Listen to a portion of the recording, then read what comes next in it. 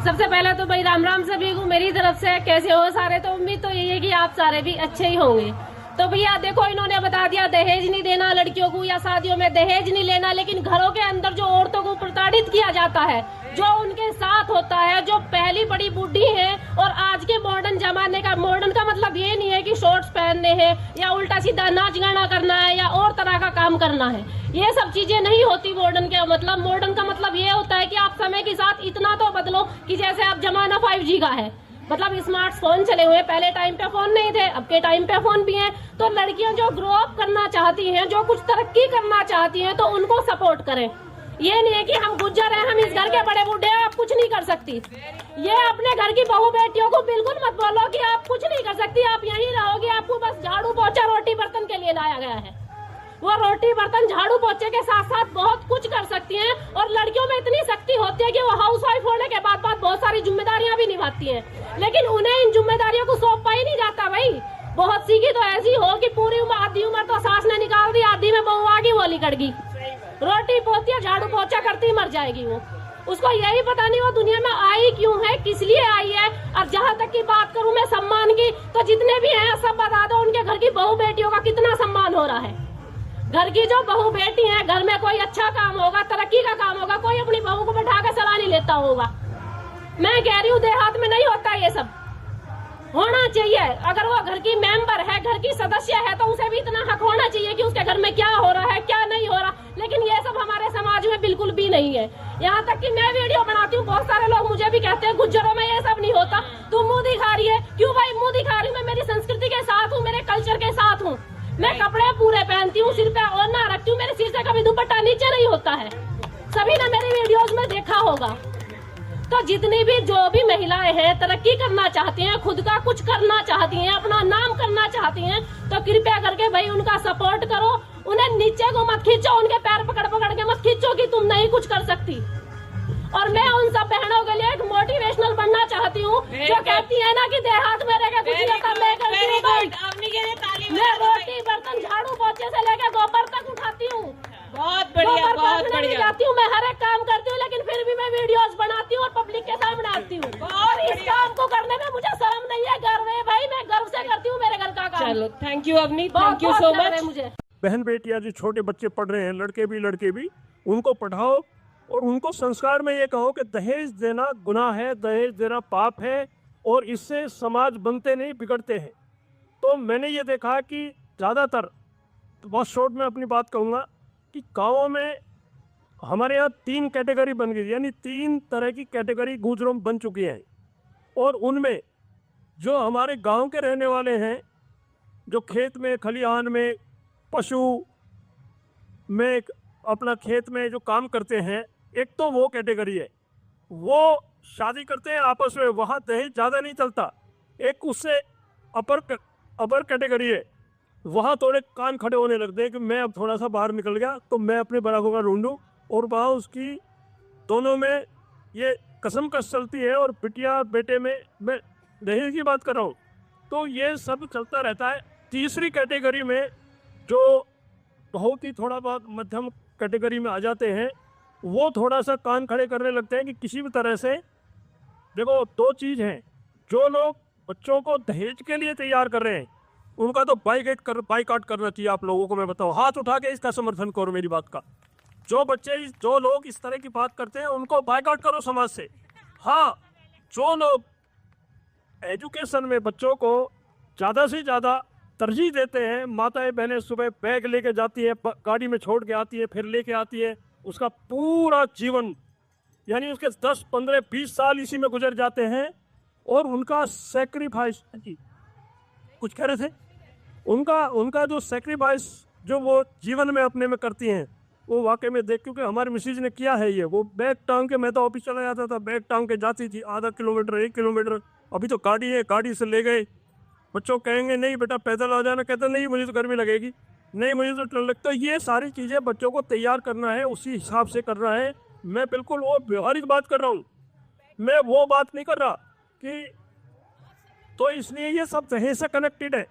तो आप लोगों से मेरी ये गुजारिश है, जितनी बहन बेटियां यहाँ बैठी हैं, कि आप लोग बच्चों को संस्कार दें, बच्चों को पढ़ाएं, दहेज हूँ मैं हूँ अपने आप खत्म हो जाएगा। इन्हीं शब्दों के साथ जय हिंद, जय भारत, जय गोजरी मैया। मैं सभी गुर्जर भाइयों को नमस्ते करती हूँ, बहनों को, और जो मुझसे बड़े हैं उनको भी मैं नमस्ते करती हूँ। चवन सन प्रश है सबके। और जैसे कि मैं बता रही हूँ कि मैं एक गुर्जर बिरादरी की लड़की हूँ, मुझे बहुत गर्व है कि मैं गुर्जर बिरादरी में जन्म लिया। मैं चाहती हूँ कि 7 जन्म में मेरे गुर्जर बिरादरी में हो। और मैं जो हूँ शामली यूपी पंजोखरा गांव से हूँ। और मतलब मेरे एक पहचान बनाई अपनी गुर्जर बिरादरी में। मैं ये नहीं मानती कि लड़कियां सिर्फ एक शादी के लिए या इन चीज़ों के लिए होती है। एक हाँ उम्र होती है शादी की, उस टाइम पे करो, पर जितना लड़कियों को हो सके अपना आप उनको पढ़ाओ लिखाओ। अब मैंने एक लड़की होने के बाद और बिना सर पे पाप होने के बाद भी 160 देशों में गुर्जर बिरादरी का नाम करा। और वो आप देख रहे हो मेरे हाथ में पेंटिंग है, ये रियलिस्टिक पोर्ट्रेट है मेरा। तो कोई बेटी दहेज के लिए नहीं है, बेटी कभी बोझ नहीं होती, बेटी उस घर में होती है, बहुत नसीब वाले घर में मिलती है बेटियाँ। मैं खुद मेरी खुद भतीजी हैं 2, पर मैं कभी बेटियों को कम नहीं समझती। और मैं बेटी नहीं हूँ एक समाज के लिए, मैं एक बेटा जैसा हूँ। और आगे भी मैंने सोचा है कि बहुत कुछ करना। अभी रिसेंटली मेरा गोल्ड मेडलिस्ट हूँ, सिल्वर मेडल आई है अभी मेरा, और गिनीज वर्ल्ड रिकॉर्ड को तो मैं कुछ नहीं समझती हूँ। और देखो कभी भी कोई जो दहेज मांग रहे हैं ना, उनसे ये पूछो कि भाई तुम किस काबिल हो। और एक बात कि मैं भी जोड़ता चलूं, व्यक्तिगत बात जोड़ दूं राज। इन्होंने कहा दहेज का, मेरे भी 5 बेटे और 2 बेटियां हैं। 7 की 7 की शादी हो गई, ना दहेज 1 रुपया दिया, ना 1 रुपया दिया। और हाथ में 1100 रुपया और टिप्ताश्यारी में 200 रुपया सबकी हो। अभी पिछले साल हुई है, अभी स्टॉक ही। हाँ, बेटी और बेटे सब पढ़े लिखे हैं। बेटी एक सीए है, एक डॉक्टर है। तो अब मैं चाहूँगा कि हमारी टी एडवोकेट टीमा जो कानपुर से हैं और साउथ दिल्ली में प्रैक्टिस करती हैं, हमारी टीम के साथ जुड़ी हुई हैं। गुर्जर आर्ट एंड कल्चर पे जो मैरिटल इंस्टीट्यूट का हमारा चलता है प्रोग्राम, तो ये आगे इसको बढ़ाए और थोड़े थोड़े समय में अपनी बात कहें, क्योंकि समय की बहुत कमी है। हम लोगों ने पिछले 15 साल में कर्नल बैंसला जी का वो संघर्ष देखा था, जो समाज में 2 तरीके की बातें करूँगा बहुत कम शब्दों में। आप सब जो यहाँ बैठे हैं, हमसे मेरे बड़ी उम्र में पितातुल जो भी हैं और युवा साथी, आपके चरणों में मेरा प्रणाम। मैं 2 तरीके की बातें करूँगा जो मैं सुन रहा हूँ। ये तो दिल्ली वाले और हरियाणा वालों की पीड़ा सुन रहा हूँ। जो पैसे वाले लोग, यहाँ लड़ाई दहेज की आने के बाद सासू की बेटी परिवार में कैसे रहेगी, उसका रहने का तरीका क्या है, इस बात।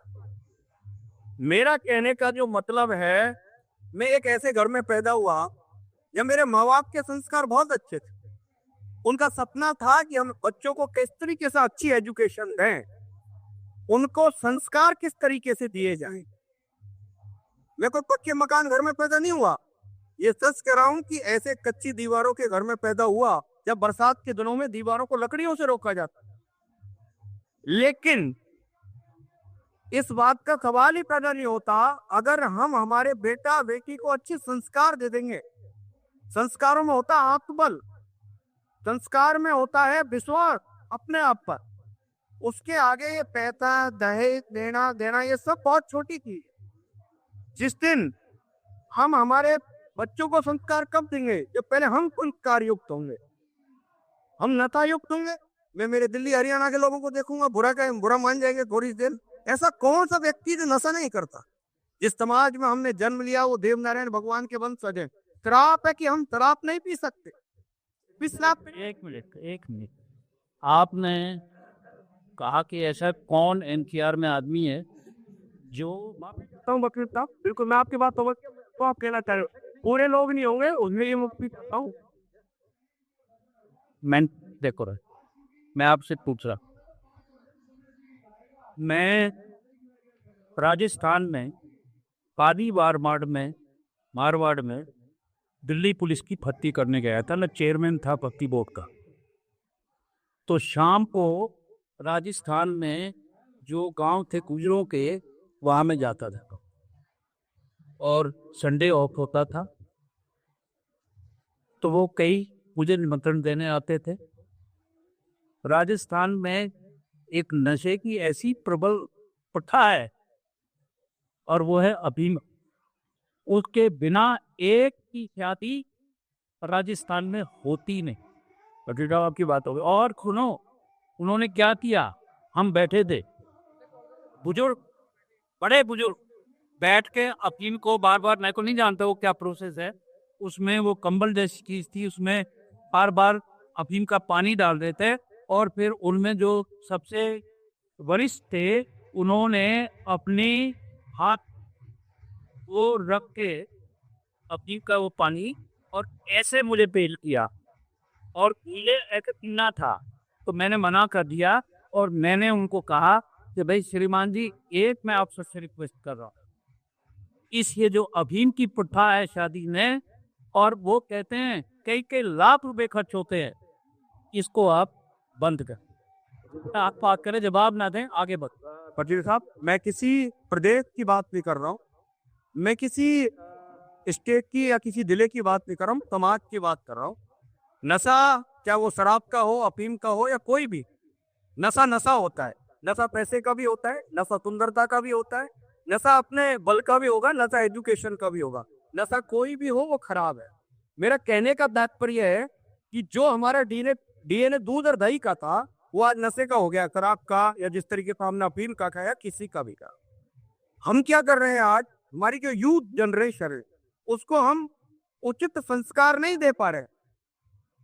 और जिसके अंदर संस्कार होगा उसके अंदर आत्मबल होगा, और आत्मबल तय करता है कि कोई हमें सम्मान देगा या हमें लेना है।